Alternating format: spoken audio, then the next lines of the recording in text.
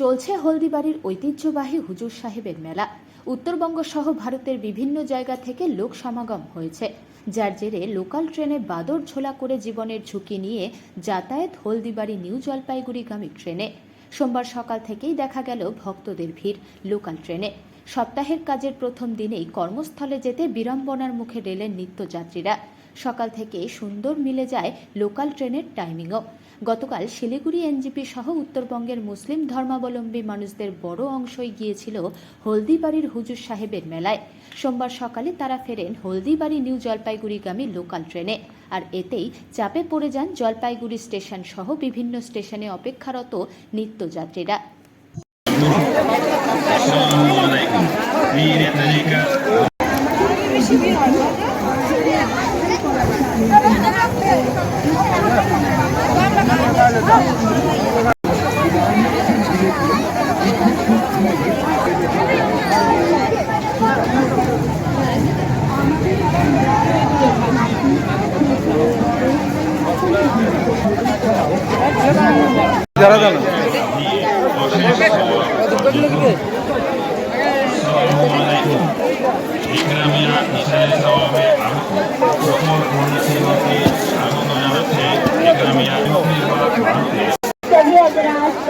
महल्ले वालों से, माँ बहनों से,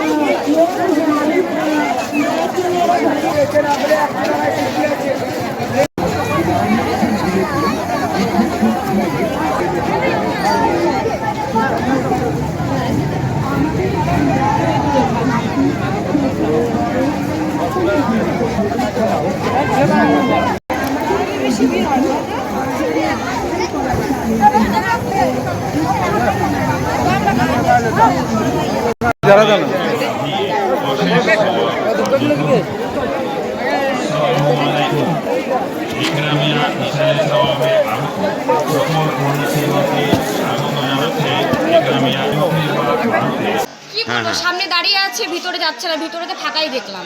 এখন বাচ্চা নিয়ে তত তাড়াহুড়া করে তো ঢোকা যাচ্ছে না। না বলছি ভিতরে যেতে, কিন্তু ভিতরেই যাচ্ছে না, ভিতরে তো ফাঁকা। গেটের সামনে দাঁড়িয়ে আছে। আরপিএফ এর কোনো ভূমিকা দেখলেন? রেলওয়ে প্রোটেকশন ফোর্স কি এসেছিল?